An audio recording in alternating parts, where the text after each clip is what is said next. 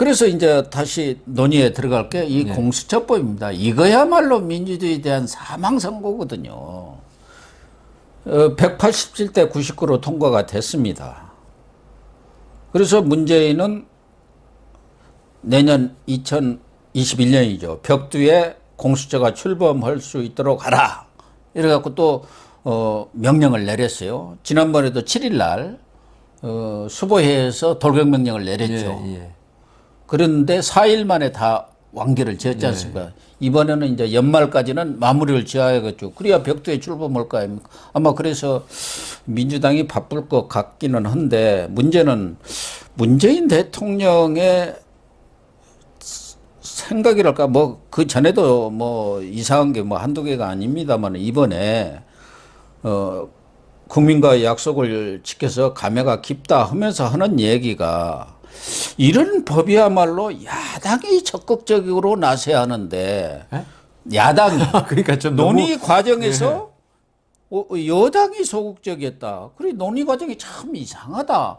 이런 얘기를 했어. 완전 사오정 같은 소리. 예를 들면은 이 공수처법이 그나마 전에 노무현 전 대통령이 주장했던 것처럼 권력을 견제하기 위한 또 검찰의 그러한 과도한 그러한 권한 남용을 견제하기 위한 공수처라고 하면 당연히 그래야겠죠. 그런데 이것은 지금 통과된 이 법은 이제 비토권도 없애버리고 청와대 집권 세력 대통령 보입처 아닙니까? 그렇죠. 그걸 법으로 하는 사람이 그 사람도 변호사 아니에요. 예. 그 사람이라고 하면 안 되죠. 그분. 문 대통령도 변호사 출신이 예. 이런 말을 하는 거 보니까 그라이도 여러 가지 건강 관련해 갖고 뭐 이런저런 소문이 있는데 진짜 그런가 하는 생각이 저는 들었는데 소회가 어땠어요? 제가 처리되는 거 보시고. 고 교수님 말씀 듣고 어제 그 신문도 보고 했지만은 좀 멍한데요. 예. 소극적, 적극적이란 말을 그렇게 완전히 바꿔서 쓸 수 있다는 거 대단한 어떤 유체 이탈 화법이다. 그래서 제가 사오정 화법이라고 한 거 아닙니까? 지금 이 공수처가 예? 야당에서 그 6명 이상의 그 추천을 받아야지 공수처장으로 그 후보로 올라갈 수 있잖아요. 대통령 예, 제청할 수 있다. 이걸 갖다가 야당의 2명을 빼기 위해서 5명 이상으로 바꿔버렸잖아요. 예. 그리고 그 바꾸기 위해서 이번에 공수처법 개정했고 그거 187석 그거다 법사위원회 통과 이런 것도 완전히 정광석화로 했더라고요. 아니 뭐 국회법 완전 예. 무시해요. 아니 군사정권 때도 이런 이게 법은 없어. 좋은 뜻은 아니지만은 되게 적극적이었어요. 공수처법 통과에. 예. 그리고 대통령이 원하는 내년 1월 그 공수처 출범에 예. 이게 적극적인 거지. 이게 집권 여당이 그냥 손 묶어놓고 가만히 있었습니까? 이거 통과할 때. 이걸 소극적으로 했다는 게 난, 이분이 그 어느 구사에 있어서 뭐 이 내심의 의사는 어떤지는 모르겠지만은 예. 상식을 가진 국민이 듣기에 집권 여당이 소극적으로 이 공수처법을 대했다? 이렇게 말씀하시는 건요. 저는 진짜 무슨 몽둥이로 머리를 한 대 맞은 것 같습니다. 좀 전에 말씀하신 대로 법조인은 있죠. 예. 논리에 살고 논리에 죽는 겁니다. 그러니까요. 그 법리에 살고 법리에 죽는 거고. 예. 그런데 이 여권이 소극적이고 오히려 야당이 뭘 적극적으로 막은 거는 맞겠죠. 예. 이 야당도 적극적으로 이걸 막으려고 했고 필리버스터까지 했지만 그것도 뭐 무의로 돌아갔는데 여당은 통과시키려 적극적으로 했고 둘 다 적극적으로 했다면 내가 이해가 가요. 예. 근데 여당은 소극적이었다? 이게 어떤 화법이고 어떤 어법이고 도저히 납득이 안 가. 제가 저번에 그 문재인 대통령이 고용 상황 뭐 안정됐다 그때 말할 때도 말씀드렸잖아요. 예. 도대체 이게 무슨 말씀인지 잘 이해가 안 되더라고요. 그러니까 세월호 거기에 대해서도 뭐 고맙다고 그랬죠. 고맙다고 하고 그래서 이번에 또 1년 6개월이나 늘려주었지 않습니까? 아니 언제 세월호인데 그것을 7개, 8개 기관이 우리나라 8번을 세계 기관들이 다 나서서 수사하고 조사했는데 또 1년 6개월을 뭔 특검을 만들어갖고 조사. 그렇지 않아도 지금 대검에 그 세월호 특별수사본부가 또 하나 있어요. 지금 수사하고 있는데 참. 1년 6개월 나온 거는 결국은 대선이죠, 뭐. 그것도 있지만 이제 세월호 거기 있는 사람들이 먹고 사는 그냥 터가 된 거예요. 세월호 부를 하나 만들어주는 게 좋아요. 차라리 세월호 부. 거기에 있는 분들 다 채용하고 예. 그게 차라리 심각한 월급 주고. 예. 그러지 않나 하는 생각이 드는데 잘못하면 또 세월호 사람들이 난리 납니다. 대통령이 저는 그런 걸 그렇다는 거죠. 예. 좋은 취지로 그렇게 했다고 해야지. 그러면 큰일 납니다. 저는 세월호 있죠. 원인이 분명히 밝혀져야 하는 건 동의합니다. 그렇죠. 예. 그런데 우리 그 항상 초동 수사 중요하다 그러잖아요. 예. 그러면 세월호 사건 나고 나서 그 단기간 내에 그때는 물론 박근혜 전 대통령 시절에 좀 힘들지는 몰라도 그때 원인을 밝혀야지. 배가 벌써 건져 올린 지도 언제고 지금 와서 8번 수사를 했다 그러더라고요. 특별위원회 만들어서. 근데 지금 와서 원인을 어떻게 밝힐 수 있냐. 지금 우리가 세월호에 대해서 있죠. 침몰 원인 이런 거 아는 건 이제 다 알아요. 다만 책임을 어디까지 물을 것이냐인데 근데 이쪽에서는 지금 그 구집권 세력 박근혜 전 대통령을 무례한다는 건데 그거는 법률적 판단입니다. 그건 수사를 새로 한다고 해서 박근혜 전 대통령이 책임이 있던 게 없어지는 것도 아니고 그래서 세월호에 대해서는 진짜 아까 고 교수님 말씀대로 이 정도라고 우리가 이제 법원에 기소를 하든지 해가지고 법률적 책임을 박근혜 전 대통령이 어디까지 물을 것인가 이걸 의논해보자 이거죠. 그리고 세월호가 정말 우리 희생된 그때 180몇 명인가요? 그 학생들의 그 역량이 고귀하다면은 이런 일이 다시는 반복되지 않게 만드는 사회 체제를 갖다 변경하는 게 중요하지. 과거를 계속 들쑤셔 가지고 지금 제천 사고 지금 그 문재인 대통령 이후에 사고 많이 화재 사고 많이 터졌어요. 그 안전 불감증이 지금까지도 고쳐지지 않고 있거든요. 그런 것들은 정치적으로 이용 가치가 없으니까 그냥 묻어버리고 아무 관심도 없습니다. 세월호, 광주 이런 건 다 지금 집권 세력으로서는 다 효용 가치가 있는 거예요. 저같이 이렇게 옳은 말 하면 이게 안 되더라고요. 근데 뭐 좀 다른 데로 갔습니다만은 이 공수처법 처리 과정에서 그나마 요만큼의 유한은 조홍천 의원 정도 아닌가. 그래도 단 한 사람이라도 양심을 지킨 사람이 있지 않습니까? 물론 뭐 정의당의 장혜영 의원이라고 젊은 의원도 기권을 했지만 거기는 뭐 정의당은 별개라 하더라도 금태섭이 지난번에 팽당하는 거 기권했다고 쫓겨나 버렸는데 그럼에도 조홍천 의원이 이렇게 한 것은 평가를 할 만하지 않나 하는 생각. 제 생각에도 마찬가지입니다. 유한도 되고 그런 것 같습니다. 그래도 우리가 있죠. 그 어둠이 물러날 때 한꺼번에 확 환해지지 않습니다. 조금의 그 신랄 같은 그 햇빛이 뜨면서 나중에 밝아지는 거거든요.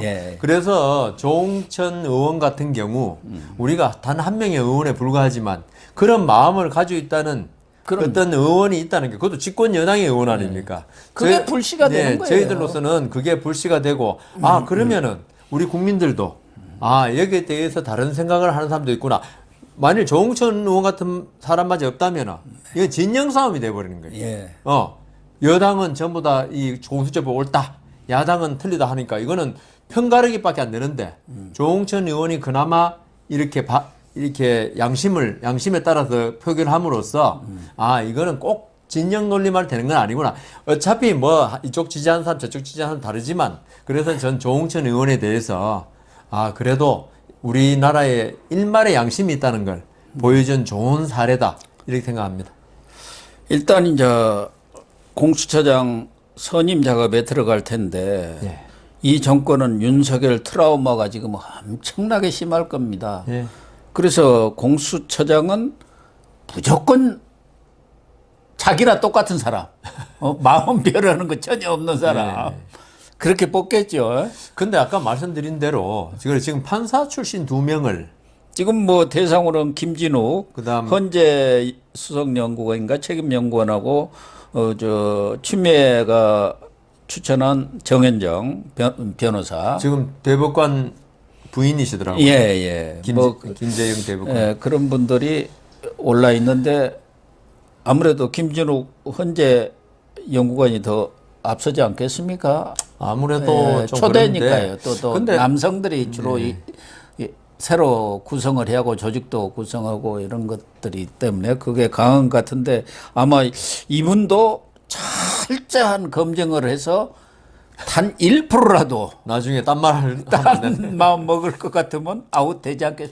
그리고 김호수 같은 사람 시키지 않을까요? 근데 저게 한편 언론에서는 지금 처장이 중요한 게 아니다. 차장이 중요하다. 거기는 이제 검사 출신 하겠죠. 왜냐하면 처장은 지금 청문회를 거쳐야 되지 않습니까? 그러면 또 무슨 말 나오면 야당에 예? 그 청문회에서 안 걸릴 사람 예. 하면은 아무래도 좀 중립적이고 아니 완전 중립은 아니지만 어느 정도 그 법조인의 양심을 가진 사람이 될 가능성이 있어요. 그 윤석열 총장 그 검찰총장 될 때 전부 다 믿었죠. 그렇지만 법조인의 양심을 가지면 이게 안 돼요, 이게 잘. 절대 양심 있는 사람은 안 됩니다. 그러면 차장은 있죠. 청문회 필요 없잖아요. 이거는 이 지금 집권 여당 마음대로 할 수 있어요. 그리고 그 공수처에서 수사를 하면 검찰도 마찬가지지만 이게 그 결재권자가 중요하지 않습니까? 우리 그 검찰에도 보면 그 어떤 사람 구속시킬 때 검사가 마음대로 못 시킵니다. 부장이 사인해줘야 돼요. 물론 부장하고 싸워가지고 몰래 영장 청구하는 검사도 가끔 있습니다. 뭐 그런 거 아주 희귀한 경우. 그래서 차장이 제 생각에는 전결권 가질 게 아주 많을 것 같아요. 그러겠죠. 차장한테 많이 넘겨버리겠죠. 그러면 지금 집권 여당은 처장은 뭐 우리 그 일본 말로 가오마담이라고 가끔 그러는데 얼굴마담이라 그러는데 그 야당의 어떤 공격을 안 받을 만한 사람으로 하고 결국 차장한테 전결권을 내부 규칙을 또 만들 거거든요. 전결 규칙을 해가지고 차장한테 많은 권한을 실어줘서 할 거기 때문에 저는 처장에 대해서 물론 처장도 처장은 결국 인사권 가진 게 전부 다예요. 그렇게 되면 인사권이죠. 실제 일은 차장이야가 다 하거든요. 그래서 차장이 더 중요하다. 근데 차장을 통해서 전국을 갖다가 장악하려고 하는 게 아닌가 이런 생각을 합니다. 어쨌든 공수처가 발족하면은 아무래도 판 검사들이 위축 효과가 있겠죠. 당연히 있죠. 눈치 좀 보고. 네, 당연하죠. 뭐 이번에 우원식 의원인가 그 행정법원 판결 나오니까 반드시 그런 거 고쳐야 한다고 그랬죠. 손 봐줘야 한다 그런 얘기 아닙니까? 공수처 발족 오면은. 맞아요. 그런데 뭐 시민단체 뭐 가짜들 많잖아요. 그냥 뭐 고발해 놓으면 고발 전문으로는. 그래 놓으면 오라가라 하고 그러니까 아무래도 위축되죠. 그러면 내가 굳이 뭐 이 정권하고 맞서는 판결 내가 왜 해? 그렇게 되는 검사도 마찬가지로 이 정권의 그 친한 사람들, 나임이나 뭐 이런 같이 그 사람 왜 불러? 부르면 김봉현이가 술 접대했다고 그러면 보세요 지금 어떻게 돼 있는지 그 사람들. 그래서 이 정권이 이제 기본적으로 이 공수처 만든 게 정권 수사 비리를 막기 위하고 뭐 퇴임 안전판 만들어내기 위한 것이지만 지금 일각에서는 그 최강욱이가 늘 주장을 해왔습니다만은 1호 공수처 수사대장이 윤석열이라고 그러네요. 뭐 지금 뭐 그럴 가능성도 있겠죠. 뭐 감찰 그런 거 해가지고 수사 대상으로 지금 여러 개 뭐 지금 고발도 많이 되지 않습니까? 또 뭐 안에 장모까지 다 되어 있으니까. 그러니까요. 근데 이제 제 생각에는 이번 그 해임 징계 결의안 하고 그 가처분 그게 따라서 최강욱의 말이 맞는지 틀린지가 결정됩니다. 여기서 법원에서 문제 없다 결론 났잖아요. 나가지고 총장 지위를 유지하고 있으면은 정치적으로 못합니다. 그렇죠. 그건 할 수가 없죠. 국민 여론이 법원에서 2번이나 그것도 직무 배제 때 한 번 아무 문제 없다고 나왔는데 이건 공수처에도 그러면 이거는 뭐 정치적 지금도 정치적 동기지만 너무나 명백하기 때문에 공수처가 지금 아마 그 생기고 나서 얼마 동안은 자중하고 있을 가능성도 있어요. 우선 내년에는 4월에 눈치 보고 재보선이 있습니다. 그렇기 때문에 그 재보선이 끝난 뒤 대선까지 약간 시간이 있기 때문에 그때 이제 본격적으로 손을 많이 봐가지고 아예 대선에 나갈 사람들 싹을 잘라버리는 그런 역할을 할 그러면은 이미지를 완전히 국익에 만들어. 그러나 공수처 그거 소환돼가지고 요새는 그게 이제 그것도 없어지겠죠. 왜 검찰청에 불려오면 포토라인 세는 거. 조국이가 없었잖아요. 그러니까 자기부터 이 사람은 또 할 줄 몰라요. 국민의 알 권리 그러면서 조국이가 자기가 혜택을 받. 근데 이번에 참 이 윤석열 징계도 그렇습니다만은 이 공수처법 처리되는 과정을 보니까 물론 야당이 무속수가 부족하니까 뭐 어쩔 방법은 없는데 참 필리버스터를 해도 소용없고 지금도 지금 필리버스터 오고 있습니다. 국정원법 가지고. 예. 그리고 민주당이 국회법을 개무시해버리니까 그 절차들을 지키라고 법만 자기들이 만들어 놓고 그 뭐 필요 없다는 거 아닙니까? 그게요. 참 이게 무력감을 느껴요. 우리나라 그 대법원하고 헌법재판소가 너무 물러서 그래요. 그러니까 절차에 입에되면은 어떤 경우에도 거기에 대해서 어떤 조치를 판결 내려야 되는데 이게 그 국회의 자율권이라 그래요. 자율권이라고 네. 정치죠. 사실은 가급적 안 건드리려고. 국회 내부에서 한 의결 이런 건 안 건드리려는데 그게 지금 우리나라 이런 국회를 만든 거예요. 사실 미국 같으면요. 미국 이번에 지금 대선도 연방 대법원에 올라가고 있지만은 이 대법원 헌법재판소 역할만 제대로 하면요. 우리나라 지금 집권 여당이 저렇게 못합니다. 그리고 이 지금 정치가 지금 완전히 그 이 대한민국 사회를 압도하고 있잖아요. 왜 정치가 압도해야 됩니까? 법이 지배해야 되지. 근데 대법원 헌법재판소가 법이 지배하는 사회를 갖다가 완전히 난 모르겠다 이렇게 하고 있는 거예요. 그것만 법원 그 헌법재판소만 제 역할을 해주면은 여권이 178석이 아니라 299석이라 저렇게 못합니다. 아까 제가 헌법 정신, 법의 정신 이야기했잖아요. 거기에 지금 어긋나는 지금 입법이 너무 많아요. 근데 그래서 대법원하고 헌법재판소를 문재인 정권 들어와서 전부 다 바꿨지 않습니까? 그게 다 여기 있는 거예요, 지금. 마지막으로 어쨌든 공수처 처리 윤석열 이제 해임 문제는 좀 남아 있습니다만은 이런 과정에서 문재인의 지지율이 급락을 하고 있어요. 40% 벽도 깨졌고 며칠 전 나온 갤럽도 37%인가 뭐. 38%로 떨어졌고 리얼미터는 37% 이렇게 추락해서 이제 30대 초반 경우에 따라서는 30%도 깨질 수 있지 않겠냐는 얘기들을 하고 있는데 그럼에도 불구하고 이 집권층은 일단 밀어붙이고 선 조치 후 뒤집기 이 전략인 것 같아요. 그러니까, 워낙 깜짝쇼를 또 잘 하지 않습니까? 아직 시간이 많이 남았다고 보는 거죠. 시간도 있고 그러니까 또 저 코로나 지원금 또 풀고 돈 뿌리고 또 백신 갖다가 팍팍 뿌려야 될 거 아닙니까? 4월 전에 들여와갖고 막 내가 볼 때는 무슨 수를 들여오든 또 무료로 팍 맞출 겁니다. 그리고 무슨 시진핑을 뭐 데려오든 뭐 누구를 데려오든 또 쇼 한번 할 거 같고 바이든은 못 될 것 같고. 또 저 북미 한미 정상회담을 제일 먼저 하려고 할 수도 있죠.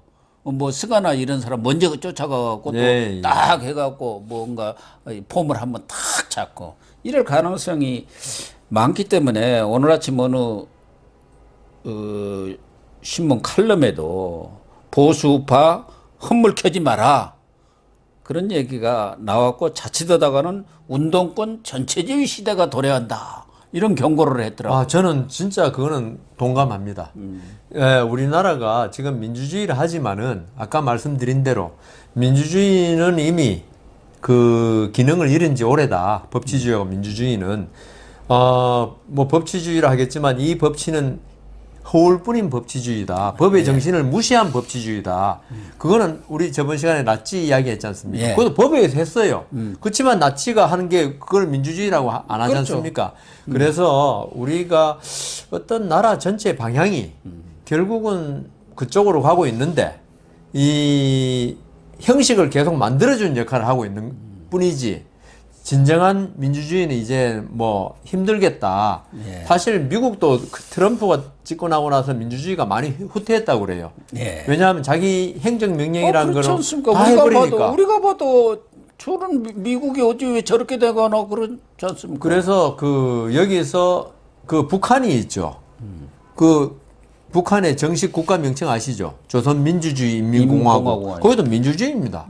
그런데 우리 북한 보고 민주주의를 안 그래요. 근데 북한에서는 김정은이가 시킨 법을 만들고 그 법에 의해서 통치하니까 그게 법치주의가 되는 거예요, 그게. 그러면은 그거는 북한은 이제 극단적인 예지만은 우리가 지금 우리 지금 집권 여당이 하고 있는 거 보면 절대 다수를 가지고 계속 비민주적이고 반민주적인 법을 만들어내고 있어요. 예. 그래 놓고 그 법에 의해서 한다는 거예요, 그게. 법에 의한 지배를 하고 예. 있지 않습니까? 법의 지배가 아니고 예. 법에 의한 지배를 하고 있어요. 그 법에 의한 지배가 가장 위험한 거예요, 사실은. 그리고 어떤 집권자가 포퓰리즘에 이게 맞들이면요. 포퓰리즘에 제일 아까 그 한 게 그 돈 뿌리는 거. 예, 그렇죠.